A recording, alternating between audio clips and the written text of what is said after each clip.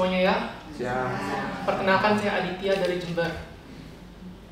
Mungkin sebelum memulai dari kesan-pesan ini, mungkin saya sedikit cerita dulu. Jadi saya mengenal Bali Husada tuh tahun lalu sebenarnya. Jadi tahun lalu tuh saya datang saat Idul Fitri, bertepatan karena saya datang tuh asal-muasalnya tuh anggapannya ya setengah dipaksa juga. Jadi ceritanya adalah tante, saya tidak usah sebut namanya, itu mau ngajak suaminya. Jadi karena tidak bisa ngajak suaminya, itu mengajak saya dulu. Karena tidak bisa mengajak saya dulu, mengajak tunangannya saya. Jadi dari tunangan itu akhirnya saya mau gak mau ya saya datang juga lah. Jadi saya pikir-pikir, ya coba saya datang temani. Setelah saya sudah datang temani, ternyata rencana om saya itu tidak ada niat datang. Itu akhirnya datang juga. Jadi tahun lalu tuh kami datang berempat. Nah, kenapa saya datang tahun ini? Ceritanya adalah tahun lalu itu saya di hari ke-6 itu anggapannya tuh tidak membuka open tapa ya, seperti teman-teman ya. Jadi saya ada mungkin semacam harus meninggalkan di hari ke-6. Jadi saya pikir-pikir tahun ini saya datang untuk ya secara sah tapanya dibuka. Jadi saya datang di tahun ini. Tahun ini pun kami datang bukan berempat. Jadi rencananya tuh datangnya tuh cukup banyak. Sudah ada niat tuh datangnya tuh banyak. Cuma kami pikir-pikir kasihan nanti Bali Husada. Jadi kuotanya tuh 30, kami sudah ambil sepertiga. Kalau bisa diambil semua tuh lebih bagus sebenarnya. Cuma kan kita pikir-pikir nggak boleh, karena baik itu secara kita bilang serakah ya, kita ambil. Kenapa tujuannya kami mau datang, hadir segitu banyak? Karena kami meyakini lebih tepatnya bukan saya ya, lebih tepatnya mungkin keluarga saya meyakini, satu, kita hidup itu sudah punya masalah ya. Terus kalau punya masalah, entah itu masalah di pikiran, di tubuh, yang terlihat itu adalah tubuh, pikiran itu nggak terlihat. Sekarang flashback ke saya sendiri. Jadi ceritanya saya mau katakan dulu ya ke teman-temannya, saya bukan orang suci yang pasti ya. Jadi karakter saya tuh cukup temperamental. Jadi saya mulai sekitar tahun 2020 tuh mulai join di perusahaan keluarga, dimana saat itu karyawan itu cuma sekitar 280 lah saat itu ya. Jadi saat pandemi kami bertumbuh sangat pesat ya, hingga 450 dalam waktu 1,5 tahun. Di saat itu awal-awal saya kerja ya, jadi dengan temperamental itu saya tanpa sadar itu tuh mungkin namanya mulut ya ceplas-ceplos berbicara dengan karyawan apa adanya. Di situ ya saya evaluasi diri, oh ternyata masih sangat muda, cukup arogan ya, emosinya tidak stabil. Kalau tidak stabil itu saya bisa di perusahaan ini itu disupport oleh beberapa supervisor lah. Ada satu manajer cukup jago ya, cukup lihai ya untuk mengatur orang ya. Cuma biasanya kita bagi tugasnya gini.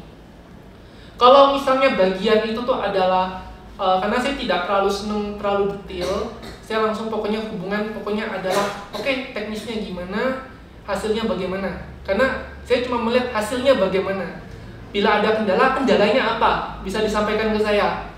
Kalau misalnya posisinya peran-peran jahat, itu biasanya mainkan selalu saya. Jadi misalnya sesuatu yang bisa dibanggakan dan tidak bisa dibanggakan ya. Jadi saya sendiri merasa bila kepemimpinan saya itu seperti Hitler. Jadi saat misalnya saya katakan ini ya, semua kumpul, saya bisa langsung kumpulkan segitu banyak karyawan. Saya bilang besok minggu masuk. Malam lembur. Seperti itu. Jadi mungkin ya di situ belum menikah tentunya ya. Jadi nggak bisa kalau sekarang. Kalau istri sama karyawan beda ya. Kalau misalnya karyawan kan bisa bilang kerja. Kalau istri nggak bisa loh. Betul ya? Ya, istri nggak bisa. Ya, kalau istri nggak bisa ya itu intermezzo lah ya. So istrinya dengar itu. Ya.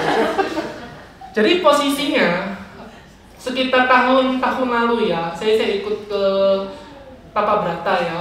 Itu saya sempat agak stres juga. Hari pertama enteng, soalnya hari pertama tuh cuma datang, duduk, cuma peraturan. Hari pertama pun saya ternyata juga datangnya tuh telat. Jadi tidak mengikuti peraturan yang bagaimana. Tiba-tiba hari kedua bangun 4:30. Bangun 4:30 buat saya sih tidak masalah ya, karena saya juga kadang bangun pagi ya. Cuma yang saya permasalahkan adalah kok rasanya kok kayak militer ya di sini ya. Bangun terus habis itu meditasi itu ngantuk-ngantuk. Kebetulan saya tipenya tuh tidak bisa diam. Jadi kalau posisi saya, mungkin beberapa teman-teman ya ini klasik ya. Jadi kalau kita duduk diam gitu, apalagi saya bisa mikir, oh proyek ini, proyek itu, segala macam. Latar belakang kerjaan itu adalah proyek. Jadi saya baru menyadari, ya. Jadi dipersingkat ya, saya baru menyadari bila ternyata tuh dalam saat kita memegang namanya kerjaan, menggenggam orang, itu ternyata banyak masalah. Nah, jadi setelah saya berpikir begini ya, terkadang tuh hidup tuh lucu. Kita apalagi namanya kerja ya, kerja terus seperti sekarang ini, itu selalu bisa ada banyak masalah. Kemarin ya, karena waktu sudah semakin tipis ya, kemarin saya baru buka HP ya, gak sampai 3 menit, kayaknya saya pecah rekor pertama deh. Langsung pikiran harmonis saya hilang. saya butuh kalau nggak salah 1 jam 40 menit itu angkat telepon sampai baterai itu mau habis.